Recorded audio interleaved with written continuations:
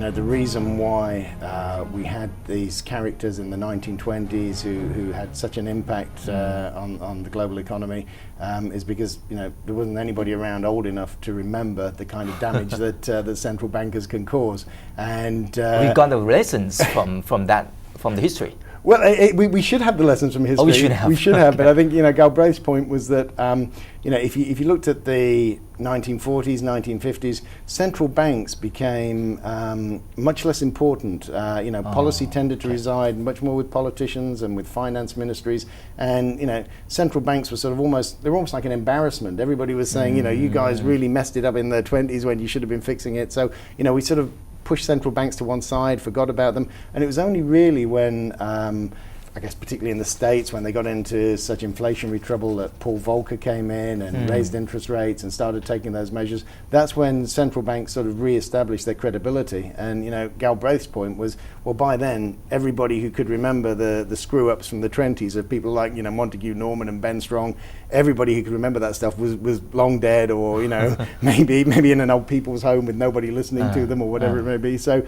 it's almost like a generational thing that every 50, 60 years or so we forget some of the mistakes of the past, we forget the damage of the past, and that's why there's such a reliance on central banks for policy right now. I don't think it's healthy. I don't think they're really doing anything that is attacking the structural problems at all. I don't think central banks are programmed to do that. I think they are all focused on the immediate problems rather than fixing the underlying problems. So no, I think if anything, they're making all of this worse. I mean, a lot of people with a lot of justification actually say that the world wouldn't be in the situation it's in today if we hadn't had people like Alan Greenspan injecting and creating the amount of liquidity that they did, because Alan Greenspan's argument was it's not a central bank's job to try and stop there being an asset bubble, because apparently you can't recognize it, even though property prices were going up like that and equity prices were going up in a straight line. Well, Alan Greenspan, I think, was the only man on the planet who didn't think that there were bubbles happening at that time. So I think there's a real danger that we rely so much on central banks these days. Everybody is kind of forgetting the lessons of the past, and I think ultimately we expect this kind of central bank policy to fail, and when it does, then I think central banks again they'll kind of be like pushed to one side. They'll be pariahs almost. Nobody will really want to ever work in a central bank again. No one will listen to central banks again, and it'll probably take another 50 or 60 years before we forget about all this stuff and they regain the credibility.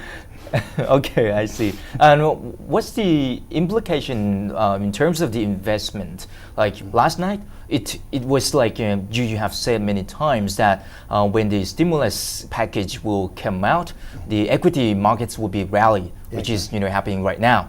But what we are seeing right now as well is that the commodities, including the gold and also the oil price and things like that, they were tremendously slowing down, and it was selling off. So what could be explanation for that? I think that's because what we saw last night, as I said, was just a rearrangement of liquidity. It wasn't creating any fresh liquidity. It wasn't pumping any fresh money into the system, as far as we can tell. It's really just rearranging the liquidity. It's almost I think one parallel that people use is it's like somebody rearranging all the different deck chairs on the deck of the Titanic after it's hit the ice.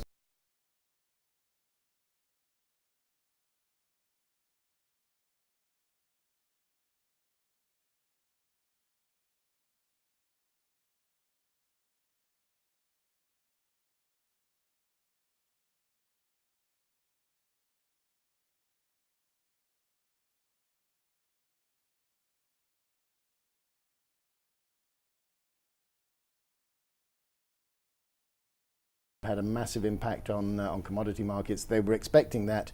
They were disappointed. The equity markets saw that this liquidity rearrangement was going to drive down bond yields in the periphery in the short term. So equity markets typically look maybe one day ahead. They were excited. They were impressed by it.